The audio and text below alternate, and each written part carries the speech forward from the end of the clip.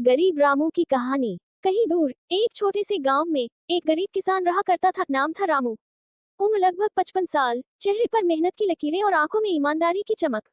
रामू के पास सिर्फ आधा एकड़ जमीन थी और दो बैल, नंदू और बल्लू।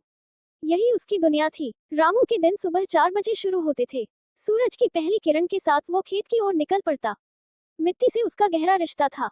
गर्मी हो या सर्दी, बारिश हो या धूप, रामू ने कभी काम से मुंह नहीं मोड़ा। लेकिन उस साल बारिश ने साथ नहीं दिया। खेत सूख गए, अनाज नहीं उगा। गांव के कई किसान शहर की ओर निकल पड़े, लेकिन रामू रुका रहा। लोगों ने ताना मारा, अब खेत से क्या मिलेगा रामू, जा शहर में मजदूरी कर। लेकिन रामू ने सिर्फ मुस्कुरा कर जवाब दिया, मिट्टी ने मुझे जन्म दिया है, मैं इसे नहीं छोड़ सकता। दिन बीतते गए, भूख ने घर में दस्तक दी। रामू की पत्नी गीता कभी एक रोटी को दो हिस्सों में बांट देती, तो कभी खुद भूखी रह जाती। बेटा छोटू स्कूल जाना चाहता था, लेकिन किताबें कहाँ थी। फिर एक दिन कुछ ऐसा हुआ जिसने रामू की किस्मत बदल दी।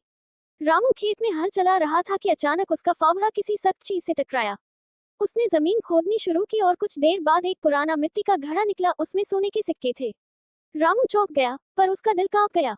ये दौलत उसके लिए थी या किसी और के लिए। गांव के सरपंच के पास जाकर रामू ने वो घड़ा सौंप दिया।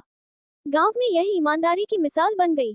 जिला अधिकारी तक बात पहुंची और रामू को ईमानदारी पुरस्कार मिला। सरकार ने उसे 5 एकड़ जमीन, एक पक्का घर और बेटे की पढ़ाई का खर्च दिया।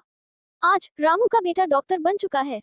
रामू अब भी हर सुबह खेत जाता है, मगर अब बैल नहीं, ट्रैक्टर साथ होता है। धीमी आवाज में नॉरेटर, रामू की कहानी कोई जादू नहीं, मेहनत, ईमानदारी।